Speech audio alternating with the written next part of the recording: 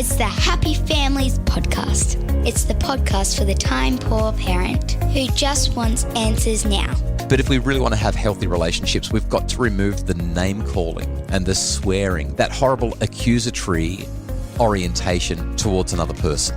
And now here's the stars of our show, my mum and dad. Hello, this is Dr. Justin Coulson, the founder of happyfamilies.com.au and the author of 6 books about making families happier. 7th book coming out really soon.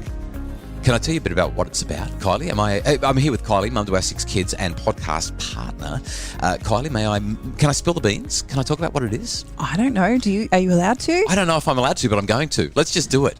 If you're soon to be a dad, this is the book for you. If you know a soon-to-be dad, this is the book for you. You know the For Dummies books? Well, the people who write the For Dummies books have reached out to me and asked me if I would revise and update the old one. So I've done a new version of A Dad's Guide to Pregnancy for Dummies. It's all about what to do if you're the dad of the new baby that's coming along. How do you help your wife through labour? How do you be a support rather than stare at your phone and wish that you were somewhere else? How do you actually make a difference? And I had so much fun writing this book. It's coming out soon. We'll give you more details. It's going to be the 7th book that I've written and a book that I think is going to make a really big difference at the beginning of the parenting journey because we spend so much time talking about things as we progress. But this is for any new dads. If you know a dad a soon-to-be dad, this is one to watch out for. It'll be released in time for Father's Day. More details to come. So a couple of days ago, we were talking about some habits to help create healthy relationships, but we never got to finish them because you did so much talking. You know what? I'm not going to accept that. Not this time. Not this time, Mrs. Coulson. You blame me for talking all the time. I think that you did a lot of the talking on Tuesday, which is why we didn't get to the end of it. I might have, but it just means we get to enjoy today as well. It's a really great topic, though. Habits of healthy relationships. On Tuesday, we talked about the first 4 on my list of 7, and I need to actually mention these are habits for healthy relationships with your kids, but we keep on bringing it into the partner-adult relationship because it feels like we haven't had enough time together. Maybe. So I want to just do a quick summary of what those first 4 were, and then we've got 3 more.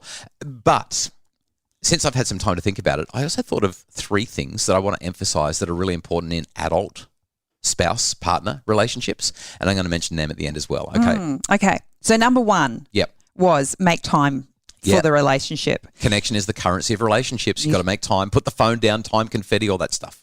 And number 2, we talked about laughter and how it just can change the dynamics of a relationship instantly. Yeah. We talked about honouring the other person. Yes.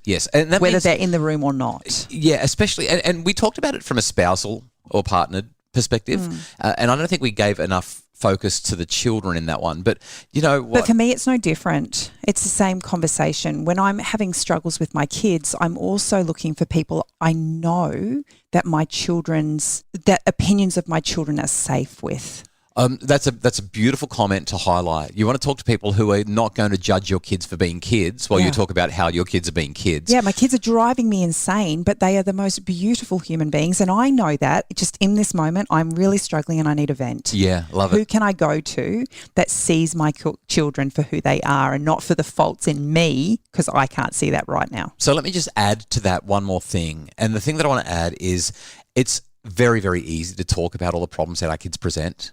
I think it's easier to talk about that than it is to talk about our partner or spouse's problems. Like we often keep that stuff locked away, but the kids, it's almost like it's fair game. We can say whatever we want about them. And I hear people bag their kids out all the time. We've got to honour the relationship. We've got to honour the kids. And as we focus on the goodness that they have and we share that goodness, I think that makes a big difference. I think as they get older, it becomes even more and more important. Oh, too right. Yeah. The challenges that you have with them as they become teenagers and into early adulthood, it becomes their story. And I think it's really important at that point that we honour their story and their ability to tell their story. Well, I mean, it's pretty tempting even for you and I to jump on the podcast and say, hey, here's this thing that happened with one of our kids the other day. We want to tell you all about it so we can talk about how to resolve these issues if you're having them.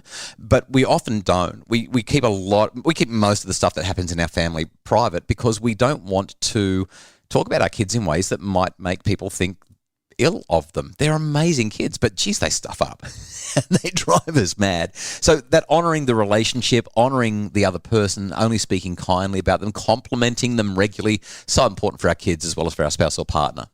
And then number 4 was having positive illusions, that idea of wearing rose-coloured glasses, Yeah. recognising the positives, even when sometimes maybe It's harder to do that. not easy to see. So here are the next 3. I reckon if you want to have really great relationships, you need to attune yourself. That's an emotional attunement. It's about empathy.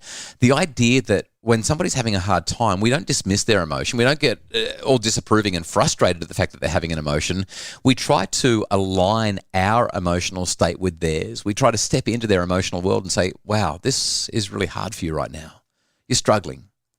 Like just honouring the emotional world, validating the emotional experience of our kids or our partner. I don't know that there's too many more powerful ways that we can honour the relationship and make the relationship healthier. The great Stephen R. Covey, who died a few years ago now, wrote the 7 Habits of Highly Effective People. In that book, he says, the greatest human need is to be, do you know what the last word is? Understood. Yes. The greatest human need is to be understood. It's not to be loved. It's not even to be trusted. It's to be understood. Greatest human need, to be understood. And so if we want to have healthy relationships, meeting that need, helping people around us to feel understood is vitally important. When our kids feel understood, all the craziness that's going on in their brains calms down. They open up to us. They're willing to share with us. It's a beautiful thing. So that would be my 5th of 7 habits to make relationships healthier. What's number 6? Number 6 is a really simple one. No name calling. Oh, this is a pet peeve of mine. I really, really hate name calling. Yeah, when a parent calls a child a name, when a parent calls, and you might add swearing as well. Don't swear at each other. Like when kids call each other names, the word that I think of when I think of name calling is contempt. It's such a contemptuous thing. It's like you've got this hybrid of thinking that you're better than the other person, being angry and frustrated with them. It's just a horrible thing to do. And we've all had our moments with that, and some of us struggle with it more than others. But if we really want to have healthy relationships, we've got to remove the name calling and the swearing, that horrible accusatory orientation towards another person. And number 7 is forgive. Yeah. We've got to be able to get past stuff. It's necessary for healthy relationships. Now, I want to put a caveat in here. While forgiveness is important, that doesn't necessarily mean that we allow and continue to allow inappropriate forms of behavior. If behavior is toxic, if behavior is harmful, we can forgive the person but not allow that behavior to continue. We leave the relationship, we create interventions, we get help. So I want to highlight that forgiveness doesn't mean that we become a doormat. What forgiveness means is that we say, you're in this place, this is what you think is okay. I'm not okay with you doing that. I forgive you for it, but I'm still going to have healthy boundaries so that this doesn't continue. But forgiveness is necessary for healthy relationships. I believe it. The research supports it. It's necessary. Yeah, I think when it comes to forgiveness, the person who benefits from the forgiveness most is ourselves. We stop carrying around the baggage that accompanies whatever has happened that requires forgiveness. We stop carrying the anger, the hurt. We actually are able to let go of that. In so doing, we also give the relationship the room that it needs to breathe, even if the relationship's over. Like, let's say it's an adult-to-adult relationship and it's a co-parenting situation. You might forgive your ex for all of the trauma, all of the drama, all of the bad stuff that happened. But you, through that forgiveness, then have the capacity to have an ongoing healthy relationship with them with the appropriate boundaries in place as you share care and custody of children, for example. Forgiveness will lubricate and ease the interactions that you have. Yeah, and hopefully help you to create new boundaries. So there are 7 things for healthy relationships with your kids and even with each other.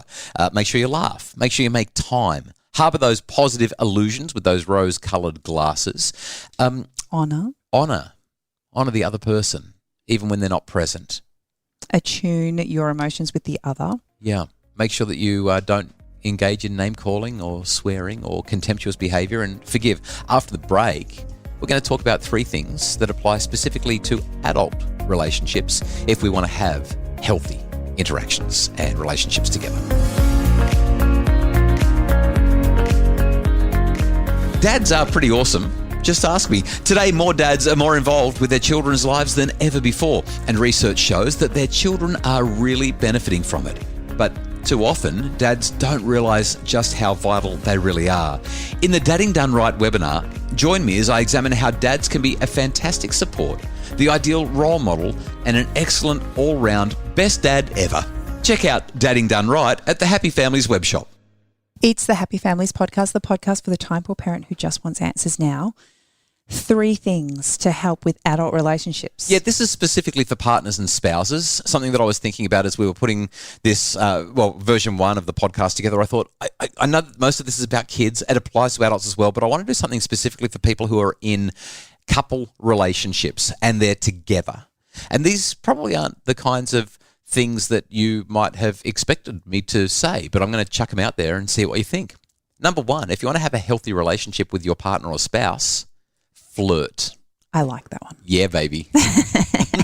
And what I mean by that is, you know what flirt means, but send each other text messages that are a little bit flirty, a little bit of a tease. Show each other that you're thinking of one another. When you walk past each other in the kitchen, squeeze each other's bum or anything else that the other person is okay with. Like, flirt, talk about and tease what's coming up, what you're looking forward to together. Talk about intimacy and really enjoy that. Find the flame. Flirt. And if you're not comfortable sending flirty text messages via a regular text, there are apps that you can get that will encrypt the text messages. They'll be password protected and you can make things a little bit more private and safe. There are a range of apps that are out there that can do that. Just do a Google around and find them. Some of them are a lot, what would you call, some of them are a little bit more R-rated, some of them are a lot safer and not the kinds of things that are going to get you into any trouble if anyone sees the app. So just do a bit of a Google, but flirt. It's great for your relationship. I should hasten to add, make sure that the flirting is happening with your partner. When I say flirt a lot, make sure you're flirting with the right person. I'm sorry, just had to say that. Humour. Number 2? So number 2 follows on from that and then extends into what comes afterwards. I highlighted that maybe you can pinch one another's bums when you walk past each other in the kitchen or any other body part that is available for pinching or squeezing if your partner is okay with it. And the second one is consent. If you've got a partner who does not want you to engage with them in a particular way, then you need to honour that. I know some years ago I shared an idea about flirting to keep the spice in your marital relationship or your partnered relationship on Facebook and mentioned the whole idea that you and I have got I guess you'd call it a rule, but when we walk past each other, we make sure that we reach out and touch one another. It doesn't have to be sexual, just a squeeze of the elbow or an arm around the shoulder or something like that, just to acknowledge that we've seen each other.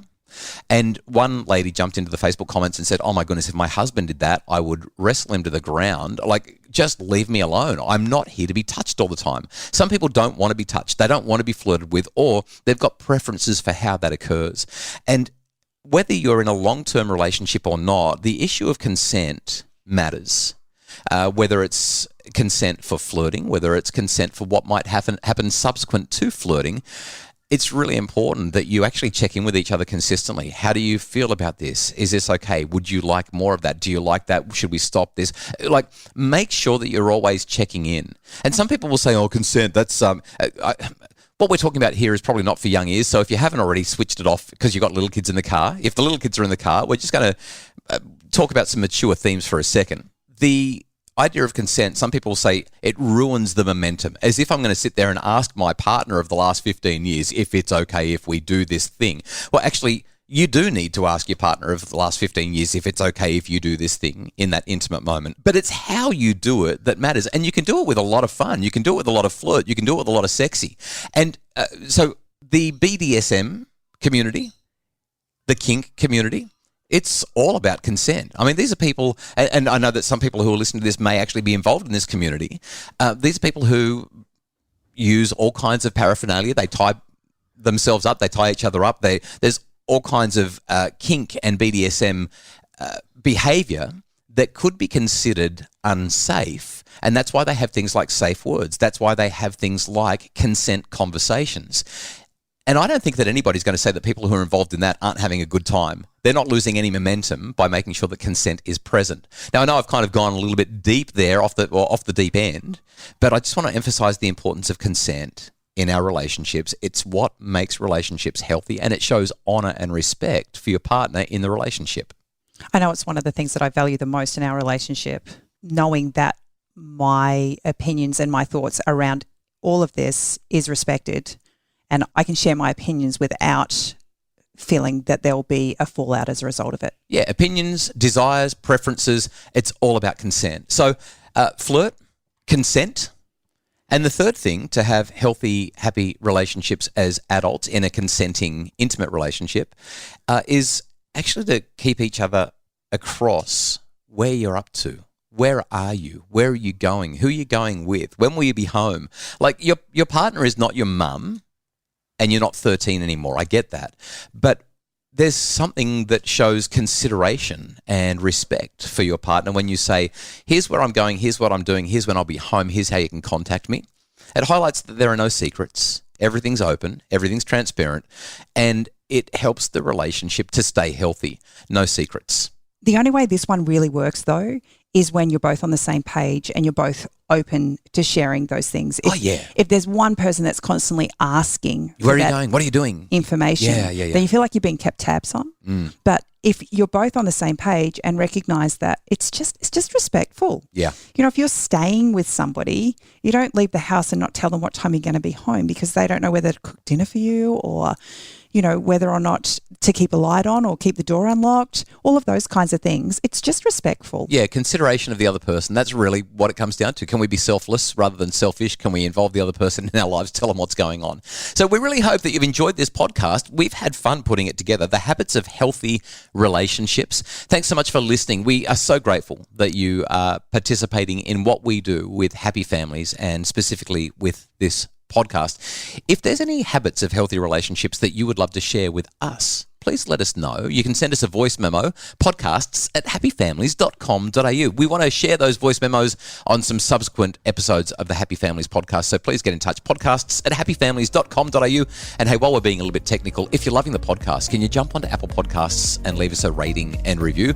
Those 5-star ratings and your reviews are what help Apple to know that they should tell other people about the podcast. The Happy Families podcast is produced by Justin Rulon from Bridge Media. Craig Bruce is our executive producer. And if you'd like more info about making your family happier, we'd love for you to join us at happyfamilies.com.au.